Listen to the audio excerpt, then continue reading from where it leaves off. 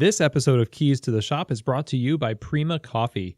Whether it's espresso machines, manual brewing devices, or general coffee shop needs, they seek to pursue the most innovative coffee products, both domestic and abroad, to offer their customers. Find out more at prima-coffee.com.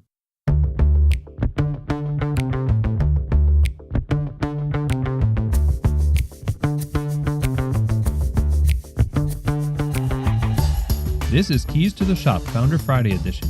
Today we're talking with Jill Killen, founder of Cloud City Coffee in Seattle, Washington. Well, hello everybody, and welcome to another episode of Keys to the Shop, where we give you insights, inspiration, and the tools you need to grow as a coffee service professional. My name is Chris DeFirio. I'm your host, and happy as ever to have you along. Today is a great day because it's Founder Friday, and I love hearing the stories of people who have started fantastic coffee shops and coffee retail businesses, and learning from their wisdom and what they can teach us about hospitality, quality, and just running a great operation. And today's episode is going to be a really great one because we're talking with Seattle coffee legend Jill Killen. So settle in, get yourself a cup of coffee, and get ready for this one. Now, before we get into our conversation, I want to thank our sponsor here at Keys to the Shop, and that is Prima Coffee. So Prima Coffee is a specialty coffee equipment supplier based out of Louisville, Kentucky. And from the very start of their company, they've set out to make the best coffee brewing equipment available to the general public. And as they do that, their focus is on curating the best equipment for every need their customers could have. That goes from grinders to espresso machines, under-counter refrigeration, pretty much anything you can think of, whether it's for home use or commercial, they've got what you need. And you just go to the website, prima-coffee.com, and I'm sure you're going to find something that suits your needs. And you know what's really great about the website as well is that they have a lot of resources, articles, videos, tools to help you use what you purchase from Prima Coffee very well and to its best potential. So they really do a good job having the expertise to help their customers get the right gear to fit their situations. I've known them since the beginning of their company, and I definitely recommend you check out prima-coffee.com for all your coffee shop equipment needs and home coffee shop equipment needs. And my thanks to Prima Coffee for their support of Keys to the Shop, as well as supporting us as an industry by giving us the tools we need to do our jobs well. Now, I also wanted to mention to all of you that Keys to the Shop is expanding into consulting. And part of the way that I want to start helping you in your career and in your business is by making myself available for over-the-phone consultation. Clarity.fm has made this really easy, and all you have to do is go to clarity.fm and look for Chris DeFirio, or you can just look up Keys to the Shop. And you will find my site and a description of how I can help you in your career and in your business. It would be my honor to be able to help you answer questions, solve problems, and brainstorm ideas that will help your business and make you more successful in coffee. That is the point of this podcast, and it is also the cornerstone of Keys to the Shop consulting. So clarity.fm, if you want to set up a phone call with me, it's a very accessible price. And I would really be honored to be able to help you in any way that I can in your coffee journey. Let's get into the show here. I am really excited. Jill Killen is doing an amazing job in Seattle with her companies. Now, I mentioned in the beginning of the show that Jill is the owner, the founder of Cloud City Coffee, but she is also the owner of El Diablo and the recently opened Royal Drummer. Jill has been in the coffee scene in Seattle for quite a while, and she has been foundational in the development of the coffee culture there.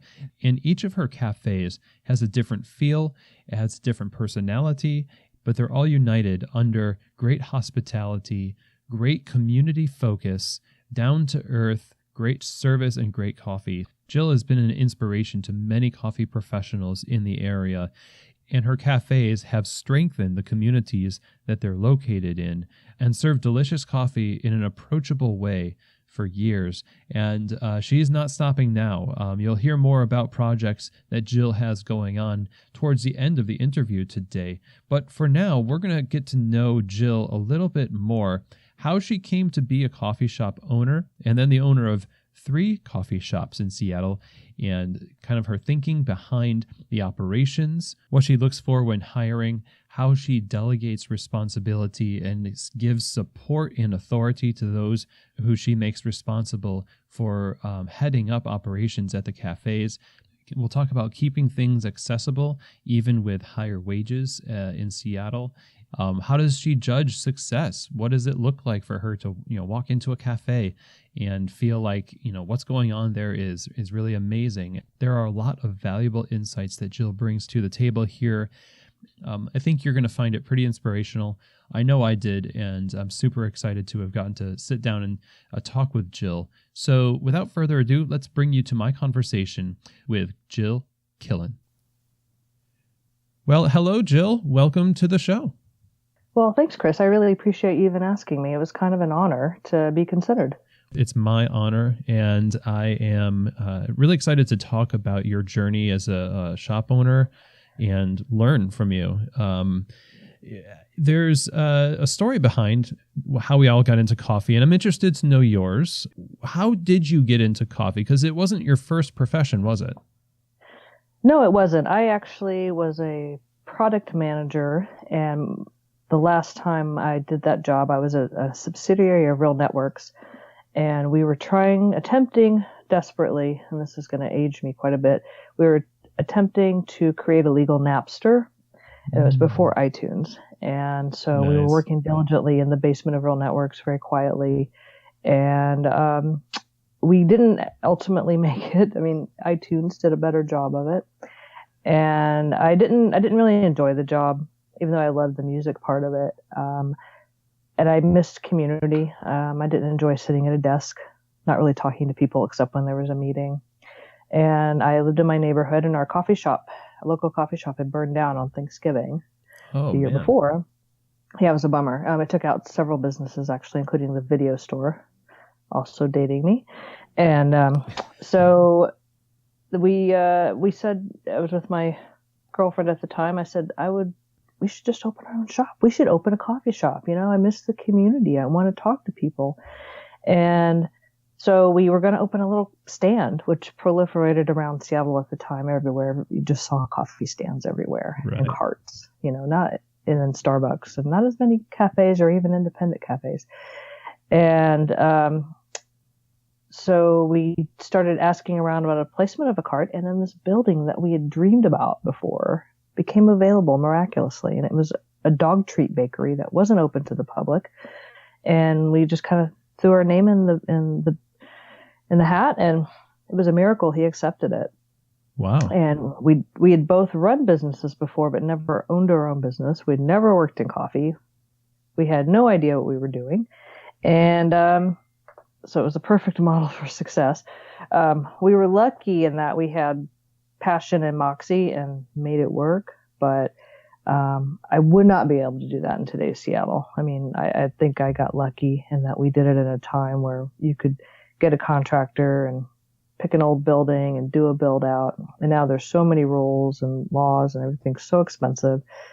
We wouldn't be able to build that shop today. But we did it, and I didn't know very much about coffee. We learned from our roaster at the time, and I didn't actually start really geeking out on coffee until after I'd been doing it about 8 years. I mean, I just did the basics because I was really into the community aspect. And then after I bought out my business partner, I got really serious about coffee. And now I'm a Q grader, and I went to Origin twice this year, and I want to start roasting. And because I've kind of run the gamut of what you can do with coffee, tried to be a trainer as well.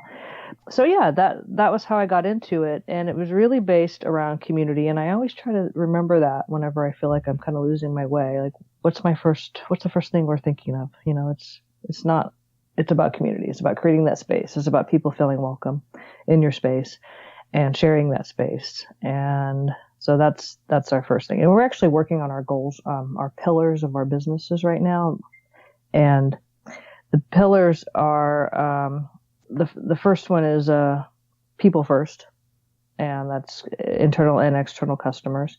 So that is we're trying to carry it. I'm on year 16 now, so we're trying to carry that all the way down from day one when I didn't know what the heck I was doing. I'm still thinking in terms of what got me into the business to begin with. And anytime I've lost my way with that idea of community, then that's when I thought about leaving coffee. And when I go back to my roots, that's when I remember that's why I'm here. And it keeps me interested and keeps me, and challenged. So. Your community obviously is going to respond better to your business. It sounds like if your core value is, them and serving them. Exactly. So, and I think people know that I still work one shift a week at my original shop, Cloud City, and people know, like, I watched all the kids grow up and they know where I'm coming from with that. And then when I bought my second shop, El Diablo, it was a very community oriented cafe. And so that was what really enticed me about that shop, was it also had a super loyal clientele, very neighborhood based. It's actually very different. When I was looking at opening more shops, and I found myself becoming very regimented in what I did. Like, I have to have 250,000 square feet of office space nearby to open a shop. It's not worth it otherwise. Which is very, very different from the way I looked at it before, where I said, I just want to pick a cool neighborhood that's underserved and talk to people.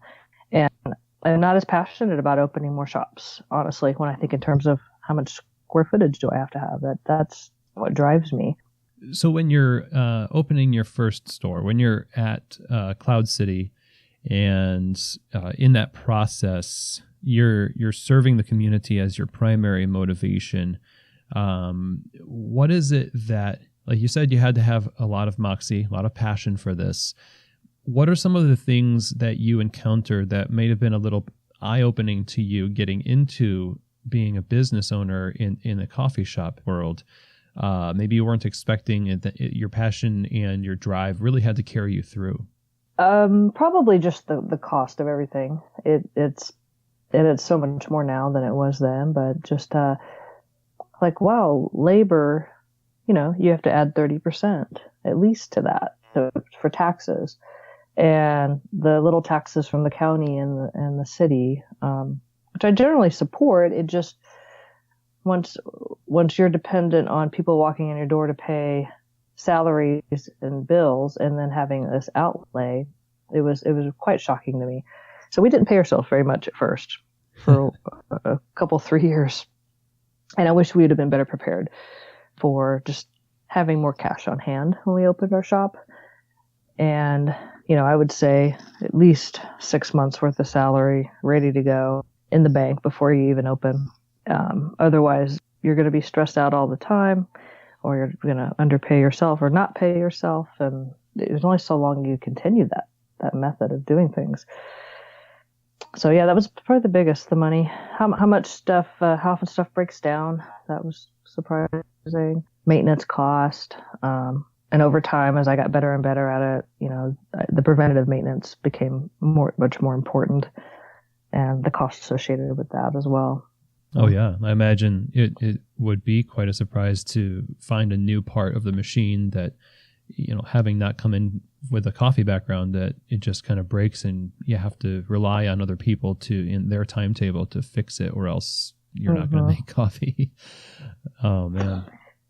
We had an old Swift grinder. We weren't even tamping. I mean, we just... Oh, the Swift. Yeah. The good old Swift, yeah, which is great if you have like a roadside stand or something. But yeah, so, I mean, we've come a long way from there. We use distribution tools, and we have the Barista Hustle tamper we're trying out right now, and we have Mythos and Synesso MVP, and we're, programming it every day and weighing in and weighing out, and it's much different than where I started. It's a proliferation of tools. It's crazy how many tools you have now. But now I also employ a coffee director who helps keep with the preventative maintenance, so we don't have to hire an outside guy and pay his travel time and all that stuff. So that does help. So I've learned all these tricks over time. Generally, the more people I hire that have a specific job and function, if they're really good and passionate about their job, there may be an outlay of money, but it saves money in the long run, I found. I'm always happy to add. So right now we have my coffee director, and we're about to create a technician position, so he can maybe back up and we can start talking more about roasting, and then free up the technical aspects to somebody else who probably wants the ability to rise up in the company. So we're creating a position for them and going to help train them, and it's going to create somebody that has more buy-in and loyalty to the company because they feel empowered. Now, this is between all, now you have 3 stores. I have 3 stores. Yeah, so this is between 3 stores. But I do have a store manager at each store, which saves my bacon every day to have somebody that's like, that, you know, they have full ownership of their store. The coffee director works between all the stores, but we have coffee educators at each store that help do the day-to-day training. And then I also have kitchen people at each store too that just take care of the food. Mm-hmm. So that delegation and ownership in each particular cafe really allows them to focus on the needs of those customers and that staff. And I imagine each one of the concepts, including your most recent Royal Drummer, are all slightly different. Would you be able to tell us what is the difference between these stores, and what is the overall goal that applies to all of them, even though they're different?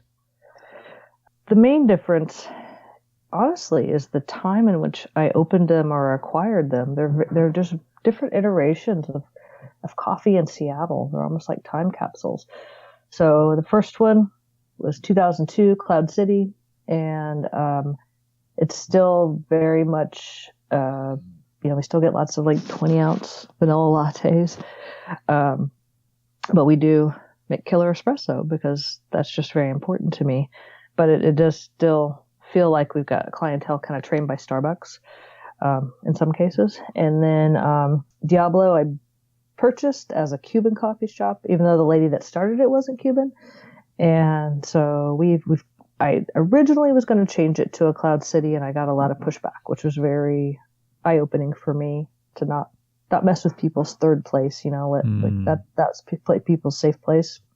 And I need to just slow my roll, and I let it be, just remain El Diablo. We still do the Cuban thing, but I also introduced a lighter called, a medium roast espresso. So we have a dark roast and a medium roast now.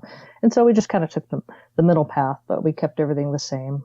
Instead of buying empanadas, now we make our own empanadas. I mean, there's little things that we've done to kind of take it on. And the Cuban sandwiches, we make a Cuban sandwich that's very Miami style. Nice. And it's delicious. But it's still a Seattle coffee shop, and most people, at least when I bought it, there was no chai, there was no drip coffee. They didn't really acknowledge the existence of latte. So I said, we're going to have chai, we're going to have drip, we're going to have lattes. And so we have a Seattle menu and a Cuban menu. And that was a good middle ground. And so then I had the opportunity to open Royal Drummer with an investor, and they really wanted a community-driven space because they knew that's what I was known for. He was a customer at Cloud City, and he wanted something like that there. But because the ownership structure was different, we gave it a new name. And also, I just was total coffee geekdom, and I just I really want to do a multi-roaster concept, at least right now. We wanted to do it. We wanted people to walk in and be able to get a coffee as espresso, as a pour over, or as a batch brew. We wanted to have all these options and just have fun with it. And we do. I mean, we still have people coming in and wanting a 20-ounce vanilla latte, which is great. I mean, people like what they like, so I'm not judging it, but we luckily get a lot of people that just get espresso, or just get a traditional cappuccino, or just get a cortado, and really appreciate the espresso, and that's very gratifying. So yeah, but it is hard to dial in that many coffees, and we do dial them in. We have charts all over the wall with our recipes and our dial in, and it's hard to dial in that many. So we originally started with 4 4 coffees at a time at Royal Drummer, and now we do 3. We have just 3 roasters at a time now. A little bit more manageable. A little bit more manageable every day, yeah. And the other stores are just 1 roaster. Just 1 roaster. For now, until you roast your own. Exactly. Nice. Exactly. And so when we switched to Tony's Coffee in 2011, right after I had taken over ownership of Cloud City, and this is before El Diablo, before I purchased it. And it was basically it's relationship based. They had just lost Cafe Ladro as an account, and they were struggling a little bit. But I liked them as people, and I liked how smart they were, and their palates, and they were working with me to help train me to be better. And I just told them I'm not going to move. You know, we have a great relationship, and I said I have no intention of leaving until I start roasting for myself. And I made that very clear all along. I keep them in the loop because they are my friends. I mean, I consider them friends and colleagues, and I respect them a lot. And they're the same team that went on to form Camber Coffee, and that's who we use at Royal Drummer. So they buy more micro lots. It costs a little more, but whereas a single origin at Tony's might be like an 85, Camber single origins, they're usually in the 87, 88 and higher range. I mean, they're just right. But you pay for it too. You're paying for that higher quality, and they're incredible roasters. I mean, they're just really masterful. So we never get a coffee. They like the light roast as well, but we never get a grassy coffee from them. They just, which I do sometimes get from our other roasters. So they're very consistent, which I appreciate. So 16 years of running coffee shops. When you're opening Royal Drummer, I'm sure you're applying some of the lessons and wisdom that you've gained over the years from operating the other stores. What are some of the things that when you had the opportunity to open this store, you besides the single origin and things like that, when it comes to leadership and approach, what are some things that you brought in and said, well, I have this skill set now and I have this knowledge, so here's what I want to do for this kind of third iteration? It's still quite a bit of delegation and just picking really good people and just letting them do their job. And then if they aren't working, then, having the fortitude to make a change, which can be hard, especially when you've got a team of people. That's one thing. And giving them the space to do what they need. I've learned over time, just not, managers and people in charge just need time and space to plan their job and do their job. And giving Royal Drummer that ability, it's amazing. Now, we hire a new barista, and within maybe less than a week, they've already tasted so much espresso as part of their training that their palate is already improved greatly just in a week. And my coffee director comes in and say, well, I finally made it over here to train them, and they're already dialing in espresso. So they just take care of themselves. And so that's so nice to see. It's not something that we had at the other shops, because as the other shops have been around longer, changing anything is really difficult because that's the way it's always been. So it was so refreshing to start a new shop and start from ground zero and being able to do it exactly like I want from day one. It's a really great crew of baristas over there. They're just constantly trying to make the coffee taste better, which I appreciate. When you give space to people, when you give them authority and some autonomy in their positions, you can do that with people who are already motivated, with the right people, I would say, right? But maybe you give space to somebody who would use that space in the wrong way, which leads me to want to ask, how do you go about getting the right people for these positions? What are your metrics when you're talking to your managers? Do they hire the people? Are you part of that hiring process? And what do you look for in a staff? They do most of the hiring. I'll sometimes come and do a second, but they're mainly looking first for attitude. And we used to try to hire somebody that had all the training. And so we'd have to minimally train them. But if you've got to be willing to spend the time to train properly. So you've always got to be proactive, be hiring in advance and not trying to chase your tail hiring. And then once you've given yourself that time and space, then you can hire somebody that has a really good attitude with obviously the right availability and et cetera, et cetera. But once the attitude, you can train on so much, but you can't train attitude. Mm-hmm. And then of course they call references and they just make sure that all adds up. But they do a lot of gut checks, and they say, will this person fit with the team? And will they do a good job? Will they follow through? And they're specifically asking questions related to follow through and taking on projects and initiative. Those are all really big points that we're looking for, because we want them to be able to make that decision in the moment. And if something happens or there's a customer complaint, to not just say, well, that's how it is. We want them to have that initiative to say, let me deal with this right now. That's super important. That's one of the differences is from early espresso days was I feel like, myself being so many teens of years into coffee, it was sort of like, well, that's the way it is, and deal with it. And hospitality and being proactive and preemptive with our service and solutions oriented is so important. So important. Yeah. And then just communicating constantly. So anytime, we try to have meetings as often as possible. So if I feel like things are getting away from us a little bit, I'll say, let's go ahead and have a store meeting. But ideally you'll have a store meeting once a month, once every 2 months, and make sure everybody's on the same page. Constant communication. At Royal Drummer, we have a book that is it's the captain's log, and they write everything in it. And at that store, that works really well. At the other stores, they found that there's just less space, actually physical space there to do some things. So there's email notifications, and then they hang the email up. And so we just try to keeping people in the know constantly, because they represent you, so they need to know exactly what they're representing. What constitutes things going off the rails a little bit that requires a meeting? If I have a couple of complaints on Square or on Yelp or something, and I'll be like, what happened here? And they'll say, well, I had this really big order to do, and this person waited.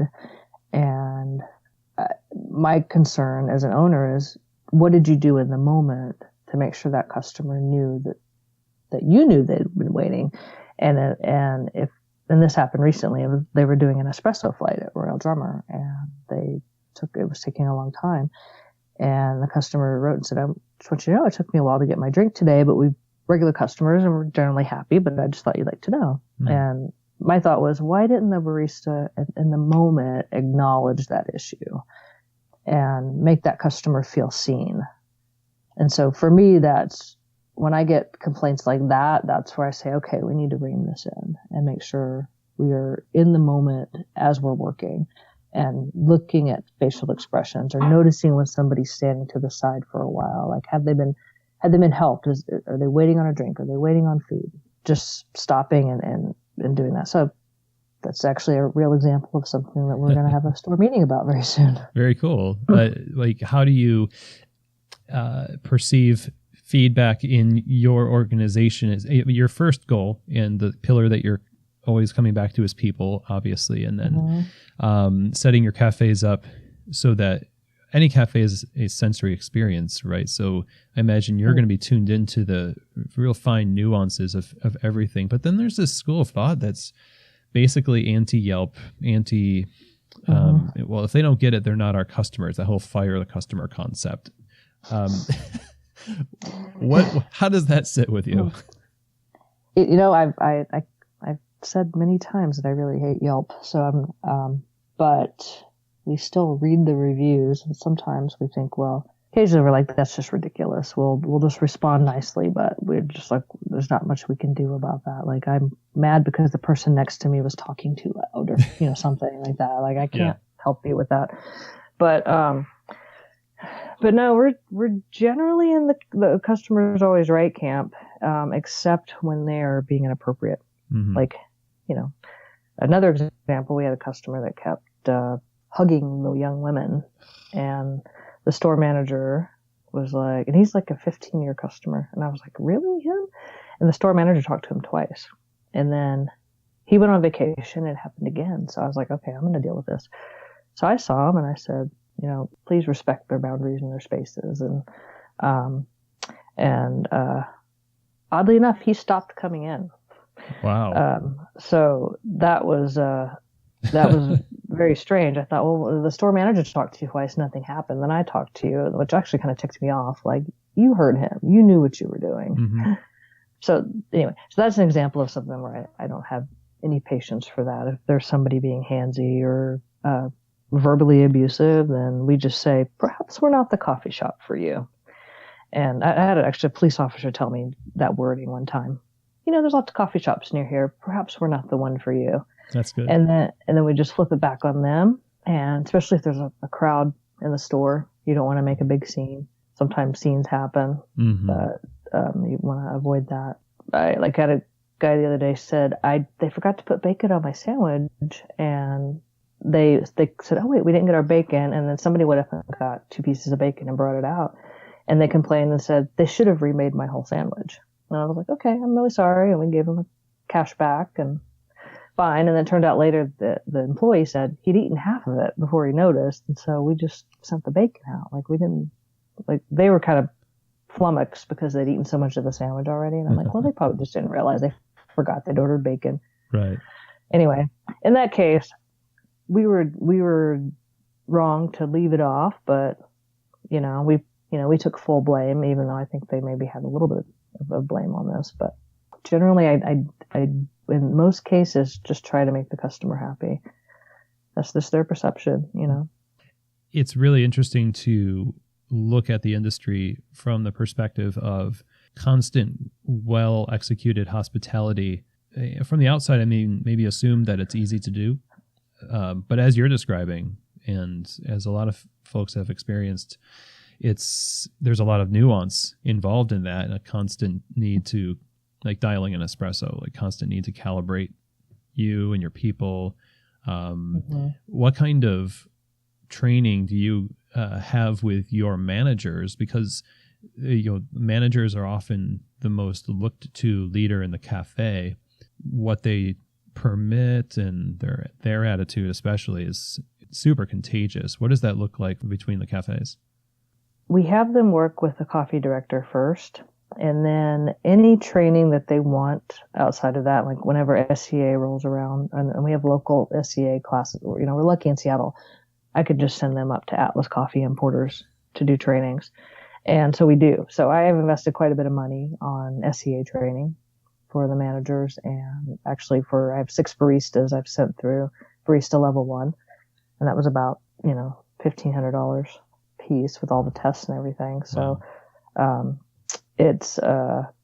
so I put my money where my mouth is, wherever I can, to get the training. And then, the managers all work barista shifts, sometimes kitchen shifts, but they have their 2 to 3 admin days, and they do work behind the bar so they can stay in touch. And so just hands-on practice. And then, I ideally hire people that are inquisitive. And so they can say, I don't quite get this. Like my store manager at Cloud City says, I don't quite understand how to dial in the espresso on this Cinesso. How do I know, like, this tastes kind of ashier, this tastes really bitter on the finish, or it's not quite there, is it? And but I don't know what to do to fix that. So he came in early and worked with me before opening, and we worked on it together. And so just going back to the hiring, having people with initiative and passion like that, and then being open to training them and continuing to train them as long as you need to. That's really what matters. You hire the right attitude, and you have the people that keep asking for more, and then you fulfill that need as best you can. And I've found that works pretty well. When we're talking about your cafes and serving community, one of the things that I learned about your cafes is that you like to make them accessible to the community, which makes, you're serving the community. That's part of it. What I wonder what you do practically to create an accessible environment in all of your stores, and especially, like Royal Drummer would be maybe, I would say, from what you're describing, the most intimidating from the customer's point of view. Mm-hmm. What does it look like to make things accessible like that? We struggled a lot when we opened. We didn't want a million signs to be up in the store, and we felt like the other stores had too many menus up. So we had all printed menus, and that went over like a lead balloon. So we painted chalk on the wall and then put up a chalk menu as well. So people that felt more comfortable reading up there or, looking at a wall. And then people who want to look at printed menus, they have an option. And then we try to just say, people say come in and we have one espresso that's great for milk. It's got a deeper roast profile. And that one is our default one. And so we don't get, if people come in and just want a latte, there's no questioning. And if you come in and say espresso or pour over or Americano with no cream, we might be like, well, you have some options here. And then we just verbally walk through them. But, anything that we can do to make things clear for our customers about how to order and what we have, we've taken the steps to do that. And then, of course, social media plays a role in that as well. But that still has limited visibility in reality. Sure. Yeah. I mean, you have to come into the store and experience it for yourself. And I imagine in Seattle, most people are so infused with the culture of knowing where to look for a coffee bar. Maybe it's just more natural for them to look for options, and it's just because of a saturated market. But there was a time where you were offering, and I'm not sure if you're still doing this, a $1 cup of coffee. We changed it to $2, so sign of the times. And we only got, most people rolled with it. They were so great because, over the years, I had so many people say, can you afford this? We just want you to be open, please. Just whatever you need to do to be open, don't undercharge me. And we said, the way we set up this drip, it's fine right now. I said, but one day it's probably going to double because we like people just to come in and drop money and not have to worry about having exact change. And so we made it even. And at Royal Drummer, we actually have a self-serve Square station. So you just ring up your own credit card. Oh, nice. But we keep everything on timers and we trade out coffee and keep it fresh. And, it really was for Cloud City when we first started, because we didn't know what we were doing very well, it really helped us build a customer base. And I had never had any intention of getting rid of it. And after I saw what it did and I saw the types of people it drew, I never wanted to get rid of it. I wanted it at every store because it's very democratizing to have a price point that low that you don't have to be rich to come in to my shop and get coffee. So I have regular homeless customers. Nice. To the point where in my Cloud City store, I have customers that keep a gift card filled for my most regular homeless customer there, Tom. And Tom always has credit at the store. Oh, that's great. And it's really cool. And he sells Real Change, the newspaper, and he'll use his proceeds for that. And he was tipping. And I'm like, Tom, please. Oh, wow. Please do not tip. Like, because he's telling you, yeah, but I'm sleeping in my car right now. I'm sleeping in my friend's driveway. And I'm like, you don't have to tip. It's fine. What a Thank good you heart. for coming in. Yeah, he's a really good guy. So yeah, I love the democratizing effect of anybody being able to afford it. People on a budget, elderly people, and college students. So that was, I did it at first to build business, and then I never wanted to give it up because of it. It made it open for anybody to come in and have a cup of coffee. So. But now it's still, $2 is pretty accessible in today's market. Still $2, and it's self-serve, and we do, at Drummer, we have the Square stand, so, it's pretty easy to run, but The other two shops, we can do a prepaid punch card for it. Mm-hmm. So it's about ease of use and not breaking the bank. So, Very and cool. it's amazing what happens when you do that. And it's amazing how many people turn into regular customers and spend way more than they ever intended because they got in the door because of the inexpensive drip. And so that's pretty cool to see too. I mean, one of the things it sounds like, I mean, this is just an assumption. I mean, now, correct me if I'm wrong, but I believe you all are at $15 for minimum wage. If you're tipped, it's $11.50. Okay. If you're a smaller company, if you're a large company, you're at $15, and some are even at $15.45 already. So we're at $11.50. Except if we've got some busing positions that are not tipped, and those and the minimum wage for our size company is $14 right now, and next year is $15. Okay. They took an approach where they went up about $1 per year. So yeah, and it's tough. I mean, that's part of why we went to $2 from $1, and we cut our hours back at El Diablo. We were closing at 8, and we close at 6 now. Mm-hmm. So there's I just said all along, like, I support raising minimum wage, but the reality is we're probably going to have to limit our hours in some way. And I'm actually recently employed. I was doing a lot of the books myself, and I recently employed a bookkeeper, and I'm also going to be buying a CFO's time for an hour or two per month. So I can't afford and don't have a need for a full-time CFO, but Right. just having that bird's eye view and getting that type of advice, I think would be very beneficial, especially going into the higher wages as it gets higher and higher.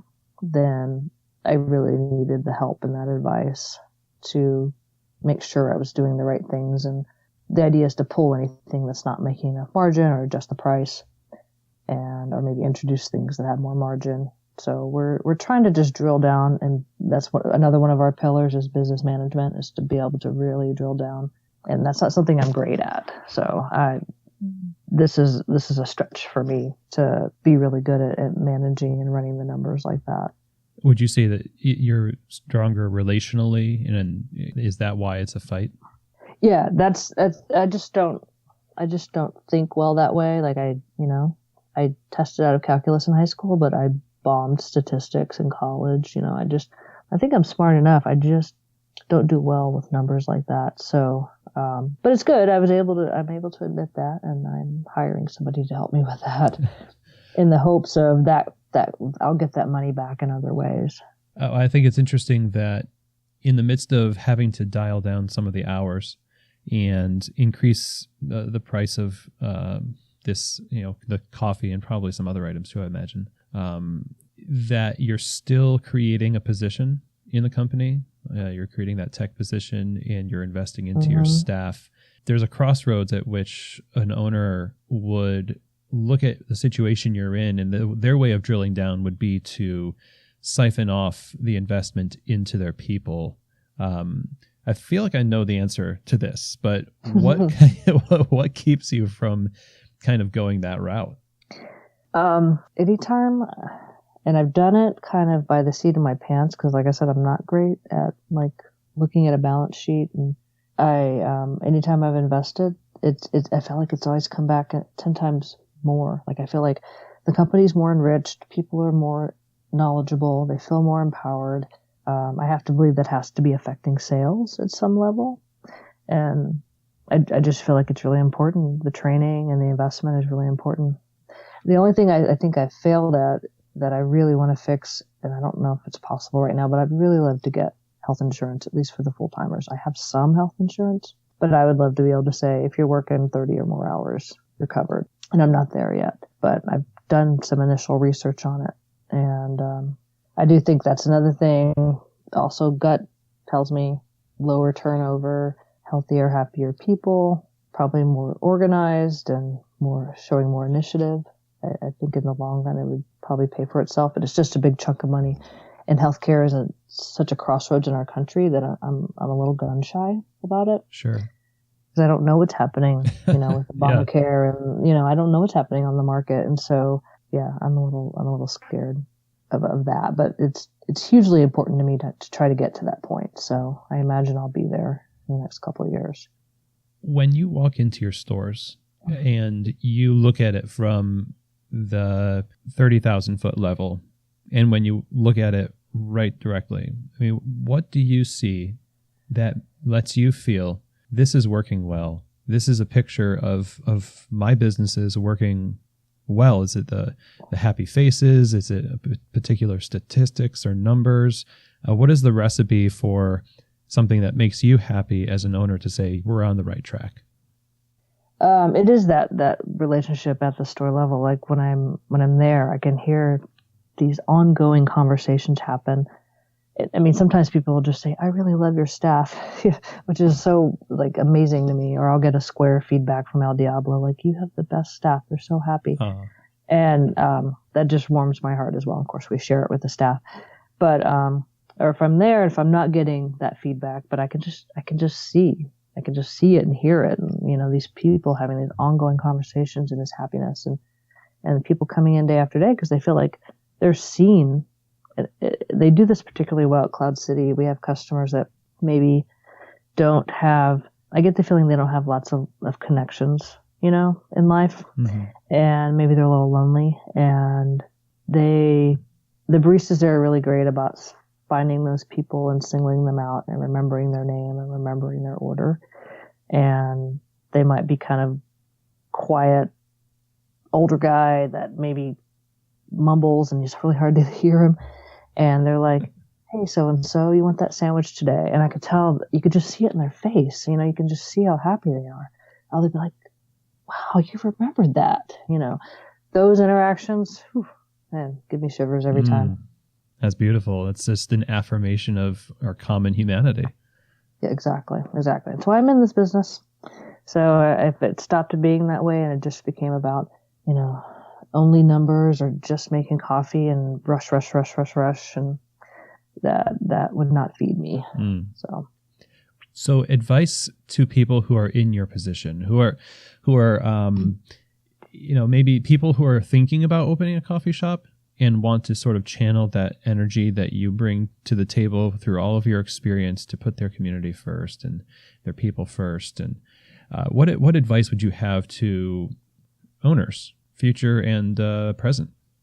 Well, I have a couple of people I know that are looking to open their own cafes, and I just tell them, it's all about the passion that you have and the drive that you have. And I'll tell them, honestly, here's the cost you need to look at. And I'll send them some of my numbers of what, some of our opening costs. I'm like, it's a lot more than you think. I said, but I'm not trying to scare you away, because if you really want to do this, you will do it. That's what happened to me. I probably had no business opening Cloud City, but I really saw myself doing it. And if you have that vision of seeing yourself in that space, then you should just absolutely go for it. So I tell people to do it, but to be super realistic about the numbers and really run it by a few people and, get an accountant involved and just make sure you're not going to end up bankrupt.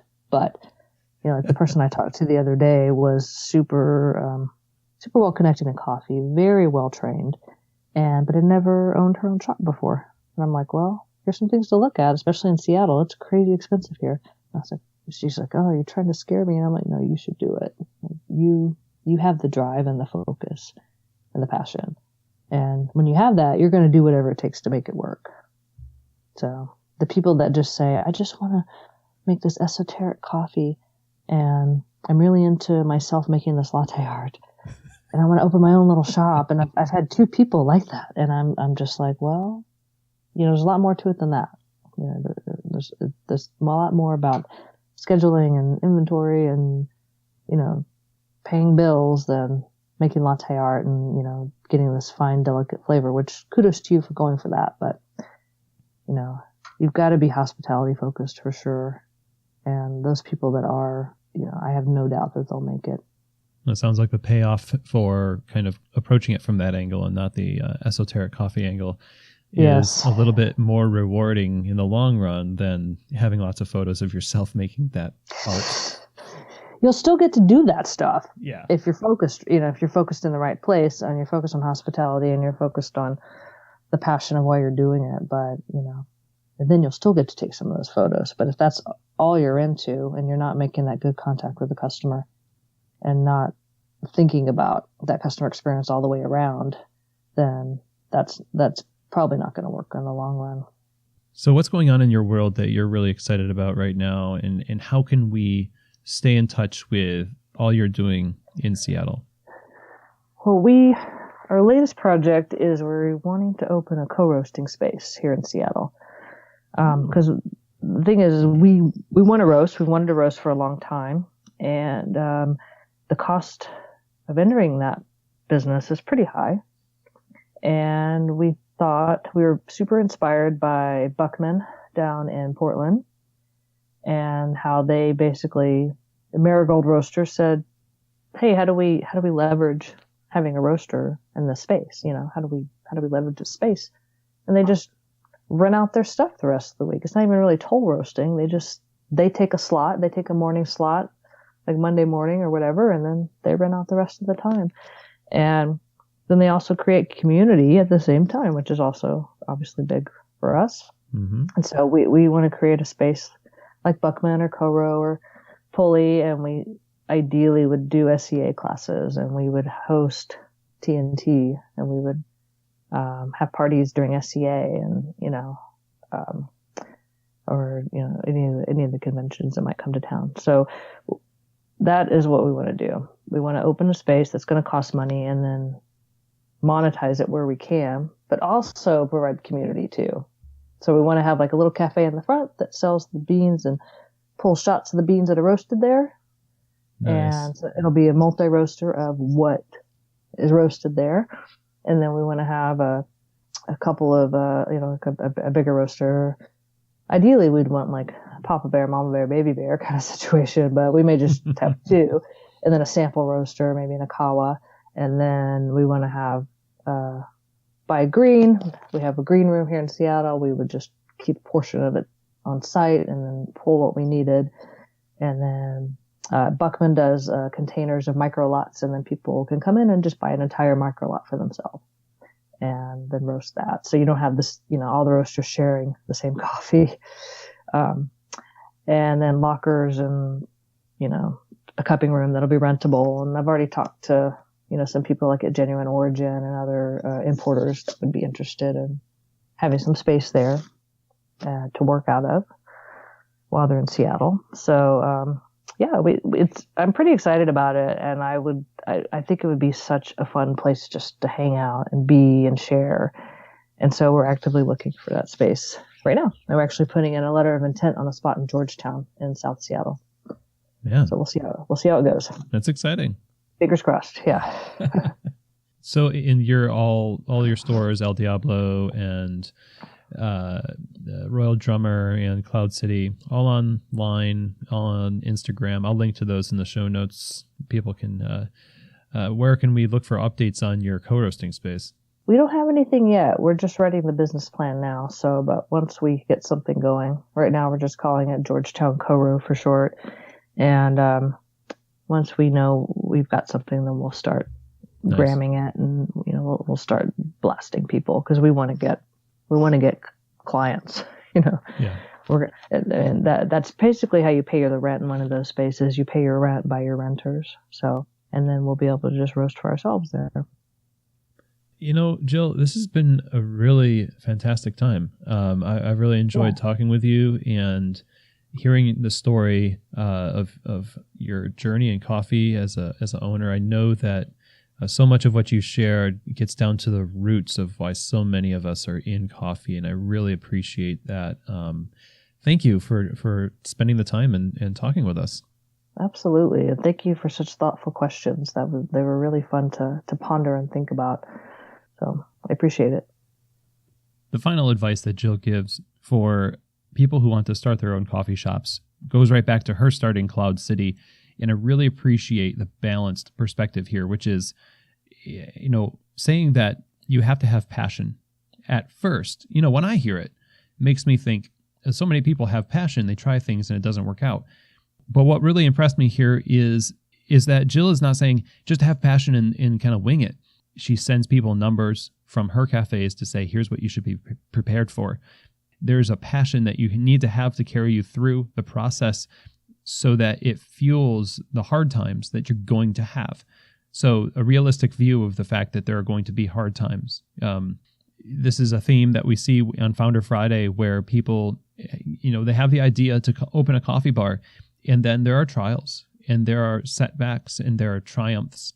And what really holds people together is a unifying vision and a passion. And it's obvious through this talk that Jill just has a passion for her community. She has a passion for giving to others and being generous with her information and her operations and her authority as an owner, giving it away and delegating it to people to facilitate this community through these shops. I find this type of interview to be sort of a cornerstone conversation for any of you looking to open coffee bars or currently running coffee bars and want to feel inspired. This is the type of person, Jill Killen, who after all these years in coffee remains passionate and continues to expand upon the foundation, not forgetting it, but always connecting back to that foundation. So my thanks to Jill for joining us on the show and being generous with her time as well as information and insights and wisdom. Really awesome to have you on the show, Jill. Thanks. So as always, if you want the notes for this show, you can sign up via email by going to keystotheshop.com. And once you go there, you will see a little banner pop up and you can put your email in that. And when you do that, you'll be signed up to receive emails with the show notes for each episode. And the show notes are basically the key takeaways from each episode and the links to books, resources, videos, things like that are mentioned in the podcast itself. If you hear somebody mention a book, if you hear somebody talk about a lecture that they gave, it's available online, but you're not in a position to look it up at the moment, it will be in your inbox and you can just click on the link. Easy as that, as well as some more links and content that support the topic that is coming to you that week. So this last one that we're sending out was on the topic of good authority from our past guest from this past Tuesday. That's Jonathan Raymond. Very important one. And so go to the website, keystotheshop.com, and sign up there. Now, if you have questions or comments and feedback about the show, you want to let me know what you think, or hey, you have questions, just email me, chris@keystotheshop.com. I love hearing from you and doing what I can to help you all out. Now, I also want to mention that for those of you who are on the East Coast, the Coffee Fest in Baltimore is coming up, and I will be there as a latte art judge as well as a speaker. I hope to see you in the classes and around the trade show floor. It's one of the best trade show out there for specialty coffee retailers. A lot of business gets done there. A lot of questions get answered. If you're interested in going, let me know, chris@keystotheshop.com, and I'll send you a discount coupon for 50% off your admission fee. And if you want to learn more about Coffee Fest, you can go to coffeefest.com and click on the shows coming up. There's another one coming up in Denver and then LA later this year. So hope to see you there. So thank you all for joining me on this show, this Founder Friday edition with Jill Killen. See you all here again on Tuesday next week. And as always, I hope that this episode has truly given you keys to the shop.